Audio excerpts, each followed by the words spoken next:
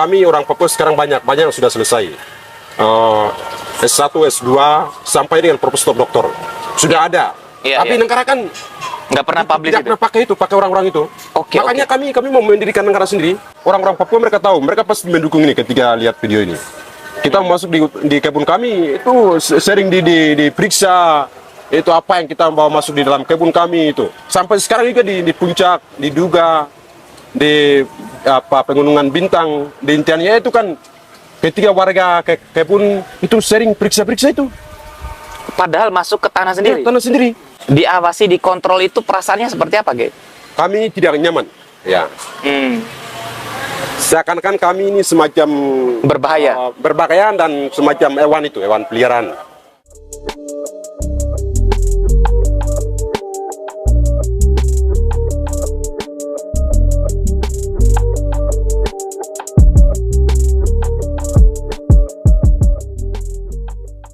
Kau gimana kabar? Baik. Saya lihat kemarin pergi jalan-jalan ke air terjun. Ya. Kemana itu? Di Lotim, Lombok Utara, Lombok Utara. Semalun, lalu Iya. balik. Ya. Enak ya nikmatin. Jalan-jalan. Anak Ah. muda. Nikmatin suasana Lombok tuh enak ya. Ya. Iya. Apa yang Orangnya baik-baik juga. orang Lombok baik-baik? Baik-baik. Apa yang paling kamu senangi tempat wisata di Lombok? Saya orang tidak suka wisata, tapi saya suka dengan saya bisa temukan orang-orang baru yang Oke. bisa membagikan itu pengalaman. Itu yang paling penting. Paling penting. Kalau kuliner Lombok, apa yang paling kamu suka, Ge? Sejauh ini saya belum tertarik begitu. Kalau di asrama masih suka bakar batu kau? Ya. Tradisi Ya, Papua itu ya? kan tradisi. Adat jadi tidak bisa dilupakan itu, tidak bisa dihilangkan. Nah teman-teman, saya bicara santai sama Keiro di salah satu tempat. Ini enak tempatnya, Kei. Ya, mantap ini. Ada nuansa-nuansa alamnya ya. Ada roti juga. Ada roti juga, roti gempong Mandalika. Itu wajib tuh. Saya lagi tag video di Yahanu teman-teman. Tempat enak, nongkrongnya anak muda. Kalau mau refreshing dari suasana kota yang bising, nih enak tempatnya. Namanya Yahanu di Ampenan. Nanti teman-teman Papua kalau mau main-main datang ke sini. Tapi jangan bikin ribut. Tidak. Kami tidak pernah melakukan keributan. Oke, iya. Apa yang mau kita bicarain, Kei, sekarang? Ya, mungkin soal pendidikan. Kenapa anak-anak Papua itu keluar dari daerah mereka, kuliah di luar Papua, kemudian harapan masuk Papua itu seperti apa? Ini yang kami akan dibicarakan. Iya. Kalau saya sih tergantung dari kamu. Hari ini kontennya khusus kamu, Kei. Oke. Kamu bebas mau ngatur. Kamu mau bicarain apa? Siap. Berarti kita bicara tentang pendidikan ya? Ya. Oke. Saya mau dapat cerita dulu. Kenapa pilih kampus Undram, Kei? Sebenarnya saya tidak pilih di Undram ini. Ya, tapi mungkin ada dorongan. Dorongan ini takdir ya. Jadi saya tidak bisa bayangkan itu. Waktu itu saya memilih di Bali, di Udayana. Di Udayana, ya. Karena saya semua di sana juga di Singaraja, tapi lolosnya di Undram. Ya, jadi mungkin saya jelaskan sedikit bahwa di Papua ini beda kondisi, keadaan, dan juga cara pendidikan itu. Ya, makanya kami memilih untuk pendidikan di luar Papua itu. Iya. Soalnya gini, Kei. Banyak ya. Mungkin hampir seluruh Indonesia, anak-anak Papua itu disekolahkan ke seluruh pelosok di Indonesia. Itu kira-kira apa? Di sana pendidikan nggak bagus emang, Ge? Di Papua? Kami pikir pendidikan ini sama juga, karena kami masih belajar kurikulum di negara ini kan. Ya, namun hanya kekurangan tenaga didik. Ya, tapi kami juga melihat, mungkin kami ini perlu sampaikan bahwa di Papua itu yang mendidik anak-anak SD sampai dengan perguruan tinggi itu pihak kepolisian. Ya, ini saya harus menyampaikan, karena saya pikir ini tidak mendidik tapi memberikan trauma. Ya, trauma, memberikan ketakutan terhadap itu. Bentar. Masa yang ngajar di sekolah itu polisi? Ya, banyak kok. Jadi ini tidak bisa disembunyikan. Oh, kalau yang ditampil di TV-TV kan guru-guru tuh, Kei. Kau ini bohong ini. Tidak. Jangan lihat dari TV-TV itu. TV-TV ini kan negara punya, ya. Berarti yang ngajar di pelosok itu TNI Polri. Ya, TNI Polri. Dan buktinya itu, saya punya guru juga, guru saya di SD. Itu pas dia mengajar di sana, saya pikir bahwa dia yang guru. Ternyata saya ke Wamena, itu dia anggota. Ya, buktinya itu.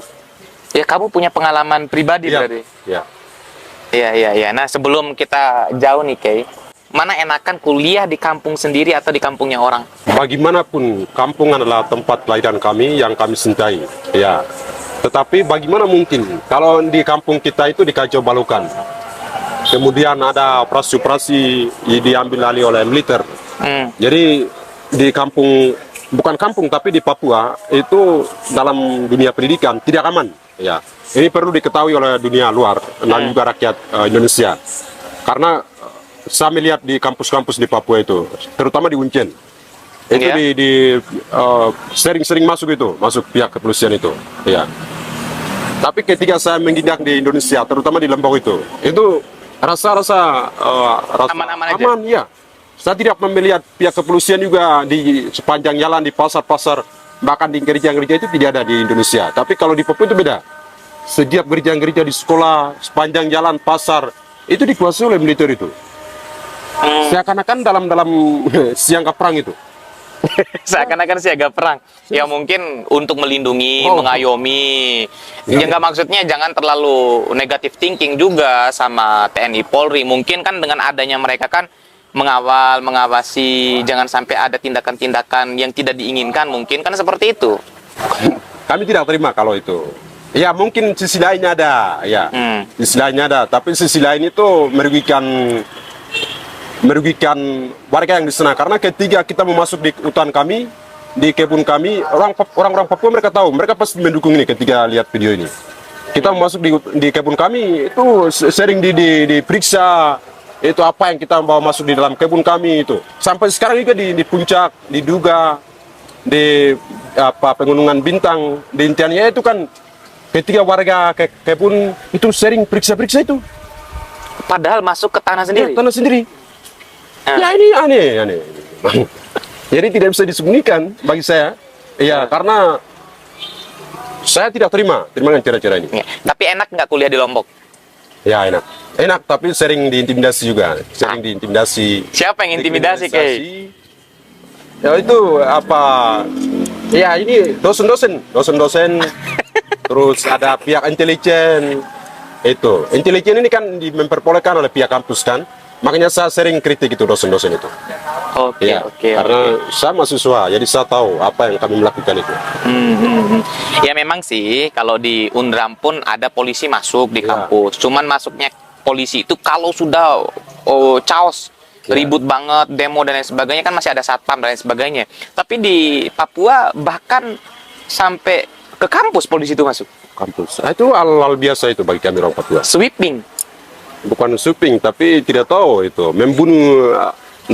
Pola pikir mahasiswa itu. Iya. Saya mau tanya satu pertanyaan, Kay, yang banyak orang tanyakan di komentar itu, atau banyak yang debat kamu di komentar itu. Katanya dijajah. Tapi kan buktinya sekarang masih bisa sekolah di Indonesia, masih bisa mendapatkan pendidikan. Katanya kamu nggak bersyukur, Kay. Oh, ini saya jawab ini. Iya. Ya, jadi kami kembali mengingat dan melihat Indonesia kan pernah dijajah oleh Belanda kan, dan orang Belanda juga mendidik orang Indonesia itu. Salah satunya adalah Atta. Ya, ini kan dibiayai oleh pemerintah Belanda. Tapi dia kan melawan pemerintah Belanda itu. Ya. Dan bagi kami, pemerintah Indonesia mau memberikan beasiswa, membiayai orang Papua atau masuk Papua, kemudian membangun Papua, itu kan kewajiban pemerintah yang harus dilakukan itu. Tapi itu tidak bisa ditutupi atau menghilangkan ideologi orang Papua.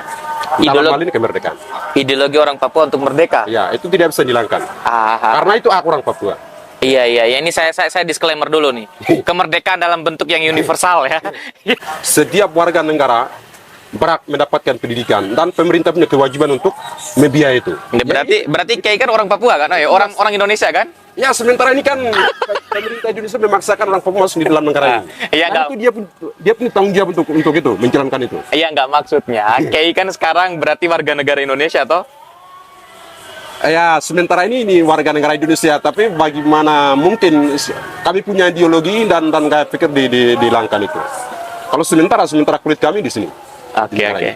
Kalau saya, teman-teman semua, sampai kapanpun Bung Kei ini saudara, seperjuangan, sebangsa dan senegara. Kau ini Kei. Iya. Itu kan dalam kemanusiaan, persahabatan itu kan tidak bisa memandang ideologi, kebangsaan, kenegaraan, ras, suku, dan agama. Jadi kami tetap bersaudara, kami tetap kawan. Iya, dan kami pikir tetangga yang baik begitu, tetangga dalam hal ini tetangga negara. Kau ini. Tapi ini apa nih? Buku apa ini? Buku apa? Buku ini. Buku apa? Makanya coba lihat dulu. Kekerasan negara. Jejak kekerasan negara di tanah Papua. Di tanah Papua ya. Ini baru keluar ini. Oh, bagus buku ini, Kei. Tahun 2020. Saya bisa dapat buku ini di mana, Kei? Kami punya banyak. Kami sudah bagikan beberapa buku yang ditulis oleh Bapak Dr. Sukrotto Supianiman. Kami sudah bagikan ke dosen-dosen juga di Unduram. Kemudian mahasiswa umum dan juga kawan-kawan pembebasan yang ada di Mataram. Kok saya nggak pernah dikasih buku ini, Kei? Iya, karena kami kan keluarga kan. Iya, maksudnya kasihlah saya satu, hibahin ke perpustakaan. Nanti saya kasih. Nah, itu penting itu. Jadi pertemuan yang paling penting, persaudaraan yang baik itu adalah bukan tukar-menukar yang lain, bukan tukar-menukar nomor HP perempuan, tapi tukar-menukar pikiran. Itu yang paling penting. berharga. Nah, kan kami masuk Papua itu semacam artis. Jadi dimanapun kami berada selalu dipantau, dikontrol, diawasi oleh negara ini melalui intelijen, Bin Bais dan TNI Polri. Ya, ini memang kami rasakan dan kami sampaikan ini benar adanya. Diawasi, dikontrol itu perasaannya seperti apa, Ge? Kami tidak nyaman. Ya. Seakan-akan kami ini semacam berbahaya dan semacam hewan peliharaan manusia yang harus diawasi itu. Jadi bukan hanya kami di Lombok yang rasakan, tapi di seluruh Indonesia dan tanah air kami sendiri di Papua. Di Papua ya. Selalu dikontrol itu, diawasi. Kan kalau di Papua itu kan ya kita mau tidak mau katakan infrastruktur masih banyak kurangnya. Iya toh? Ruang pendidikan masih jauh tertinggal dibandingkan dengan teman-teman di Indonesia bagian barat. Gitu kan. Perguruan tinggi yang terkenal ya Cendrawasih. Itu siapa yang bangun? Siapa yang bangun itu? Itu bukan Indonesia yang bangun. Ini kami harus sampaikan kepada dunia bahwa itu pemerintah Belanda yang bangun, dan Uncen merupakan tempat untuk belajar sejarah Papua. Ya. Tapi hari-hari ini Indonesia kan mengklaim bahwa mereka yang bangun itu. Ya. Pendidikan ini penting, Kei. Karena kalau pendidikan ini bagus, bisa membuka pikiran, kesadaran teman-teman Papua, bahkan seluruh Indonesia. Pemerintah Belanda mendidik orang Papua dengan baik, ya, dalam hal pendidikan, dan mereka melakukan pendekatan kemanusiaan, tidak seperti Indonesia melakukan hari-hari ini. Ya, jadi orang Papua waktu itu banyak orang terdidik, terpelajar itu. Jadi kami pikir kalau dikatakan Papua itu ketinggalan pendidikan, kemiskinan, keterbelakang itu tuh. Itu kami pikir itu pandangan penjajah atau kolonial ya. Karena kami orang Papua sekarang banyak yang sudah selesai. S1, S2 sampai dengan profesor doktor. Sudah ada. Tapi negara kan nggak pernah publish tidak pernah pakai orang-orang itu. Makanya kami mau mendirikan negara sendiri. Karena tidak pernah difasilitasi. Orang-orang Papua yang udah jadi profesor doktor nggak pernah jadi menteri. Menteri bukan hanya menteri, tapi di Papua juga banyak sektor-sektor itu, semacam kepala puskesmas, kemudian kepala bidang pertanian, perkebunan, perkantoran, bahkan DPR merupakan Dewan Perwakilan Rakyat Papua, tapi yang memimpin hari ini adalah itu migran non Papua, itu orang Indonesia yang memimpin itu. Bukan orang Papua asli. Bukan orang Papua asli. Iya. Ini sampai ketawa yang belakang nih. Oke. Sebentar ya. Sebelum kita lanjut nih, kita sampai lupa. Kita cicipin dulu roti Oke. gembong Mandalika. Kayaknya kalau duduk di Yahanu, cicipin teh tarik ya, suasananya alam, nggak afdol kalau kita itu nggak coba roti gembong Mandalika. Oke. Ini Kay udah paling sering makan roti gembong Mandalika ya. Sudah tahu rasanya enak. Enak terus Jadi kawan-kawan Papua bisa pesan juga supaya kami bisa kirim kan? ke Papua ya? Ya, Oh, bisa. Sekarang kan zaman-zaman serbaguna ini. Serba bisa. Lewat online kan? Oke, jadi ini teman-teman semua roti gembong Mandalika. Nanti kontak personnya saya cantumin di video. Untuk pemesanannya, outletnya banyak-banyak di Mataram teman-teman semua. Nggak boleh ketinggalan. Nikmatin roti enak, roti gembong Mandalika. Kita cicipin, Kay? Oke. Cabe. Cabe ini bahasa Sasak. Permisi. Oh, tabe. Ya, cabe. Cabe. Yuk, nikah yuk. Ayo dong, makan dulu, Kay. Ya, rasa dulu. Coba, cicipi dulu, Kay. Mantap. Rasa susu. Kita cicipi, teman-teman. Ini roti lembut di Mataram. Lumer banget, enak ya. Mantap.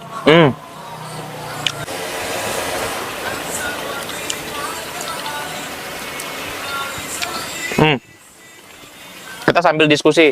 Oke. Oke. Kamu, Kay, orang yang minum dulu, Kay, minum dulu. Mantap. Mantap ya. Ya. Enak ya minuman Yahanu ya. Oke. Kamu orang yang senang tidak berteman dengan orang-orang Indonesia? Orang-orang Indonesia ini kan manusia, ya. Kawan-kawan kita kan. Jadi pasti kami senang untuk bergaul dengan mereka, berdiskusi dengan mereka, belajar dengan mereka, ya.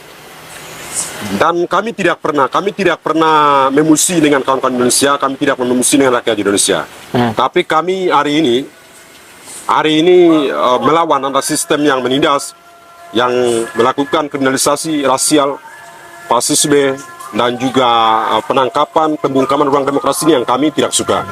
Kalau soal-soal untuk bergaul, berteman ya, kami welcome. Teman-teman Papua Ya. tidak ada masalah. Tidak ada masalah. Tapi kenapa, Kay? Menurut kamu ya, kalau teman-teman Indonesia atau teman-teman yang lain, kalau kita tanya kenapa nggak mau berteman sama teman Papua, mereka jawabnya itu teman-teman Papua itu bikin kita takut katanya. Nah, kalau menurut kamu apa yang membuat teman-teman Papua itu, apa yang membuat teman-teman yang lain tidak mau bermain dengan teman-teman Papua? Kira-kira apa? Nah, jadi sebelum kami memberikan penilaian terhadap orang lain, yang terutama masuk Papua dan rakyat Papua itu harus melakukan pendekatan. Ya. Siapa tahu mungkin mahasiswa Papua berwarna gelap, berwarna hitam, ini punya nilai-nilai kemanusiaan lebih tinggi daripada kawan-kawan yang berpikir bahwa superior atau berkelas manusia itu. Iya. Artinya don't judge a book by its cover. Berarti orang-orang yang bahasa Inggrisnya itu. Artinya kan seperti itu ya. Kebanyakan orang menilai cuma dari sampulnya aja, dari luarnya aja. Karena kulitnya gelap. Kita nih orang timur, Pak. Sama ini kita nih, saya orang Bima ini kulit agak gelap juga. Oke. Mungkin mohon maaf, mungkin salah demikian ini ya. Iya. Ini kesempatan jadi sering di dosen-dosen itu dosen-dosen yang profesor doktor itu mereka menilai saya dari pakaiannya, cara-cara pakaian itu. Tapi dosen-dosen ada yang baik. Jadi mereka sering menawarkan atau memberikan uang saya, tapi saya tidak pernah terima itu. Kenapa kamu nggak terima? Dosen-dosen di fakultas saya. Kemudian di pihak rektorat juga mereka pernah menawarkan memberikan amplop, tapi saya tidak pernah terima. Kenapa nggak terima? Dengan alasan yang sudah ada alasannya, ya. Karena harga diri dan martabat saya tidak bisa beli dengan uang itu. Oke. Tapi kalau dosen-dosen saya itu mereka tidak niat semacam itu, tapi hanya saya memang tidak suka menerima uang orang lain. Kalau saya sama Kay ini teman-teman, ini Bung Keiro ini walaupun jangan biarin sudah nggak apa-apa. Oh, ini kawan kita ini. Iya, dia mau ikut kayaknya. Jadi Kay ini walaupun teman-teman Papua, tapi bacaannya kuat. Orang bilang bahwa orang Papua itu terbelakang dan lain sebagainya. Saya pikir tidak. Orang Papua itu bacaannya kuat. Dia punya pemahaman yang cukup detail tentang sejarah, tentang bangsanya, tentang kemanusiaan dan lain sebagainya. Nah, Kay, sekarang kamu udah semester berapa sekarang? Sudah 8. 8. Seharusnya bisa selesai dalam bulan Juli. Tapi kendala-kendala ekonomi sehingga ditunda. Udah ujian proposal kah? Sudah lama. Sudah ujian proposal lama? Saya sudah kerjakan 2 hari itu proposalnya. Proposalnya 2 hari? 2 hari. Itu pun malam. Saya mau nanya dulu, judul tes skripsi kamu apa? Iya, ini sebelumnya yang pandangan-pandangan primitif dan pandangan-pandangan terbelakang ini jangan melihat itu apa bersentangan dengan negara. Ya. Oh, iya. Karena saya ambil judul adalah hak menentukan nasib sendiri bagi bangsa Papua Barat berdasarkan Undang-Undang Nomor 12 tahun 2005 tentang hak sipil dan politik. Oke. Ya. Kalau saya sih itu judulnya biasa aja. Saya juga pernah dulu buat skripsi, walaupun nggak jadi skripsi yang saya uji ya. Iya. Tapi di ACC sama dosen. Judulnya itu Sistem Ketatanegaraan Islam dalam Negara Demokrasi Pancasila. Jadi saya mau kemas dia dalam perspektif sistem ketatanegaraan Islam. Jadi biasa aja sebenarnya. Oh, berarti itu judul kamu? Iya. Sudah ujian kok, aman. Aman ya. Nah, Pandangan-pandangan ini yang harus dirubah di dalam penguasaan negara ini. emang ada yang menganggap itu berbahaya? Banyak yang kontra atau kontradiksi juga. Siapa? Dan bahkan pihak-pihak rektorat pun mereka itu komentar itu. Tapi saya bilang ini saya yang bertanggung jawab. Dan dosen-dosen lain juga saya bangga dengan mereka karena mereka wawasannya luas. Kemudian bisa menerima dan mereka sedang mendidik membimbing saya. Dosen pembimbingnya siapa? Ini jangan. Ya. Oh, jangan. Ini jangan sebutkan karena saya pikir ini yang pandangan negara kan kacau balau, sudah Iya. rusak. Oke. Tapi dosen pembimbingnya dukung bagus katanya. Karena mereka harus belajar bersyukur bisa mendapatkan saya karena saya memberikan ilmu kepada mereka itu gratis. Oh iya, Ya. iya, tentang sudut pandang berbeda ya. Ya. Saya sih sepakat teman-teman semua ya. Apalagi kalau kampus itu kan mimbar akademis, ruang bebas. Kita mau bicara tentang ateisme, bicara tentang banyak hal bebas aja kalau di kampus. Nggak ada yang melarang. Bahkan kemerdekaan untuk kemanusiaan Ya, semua kan dijamin. dijamin ya. Jamin.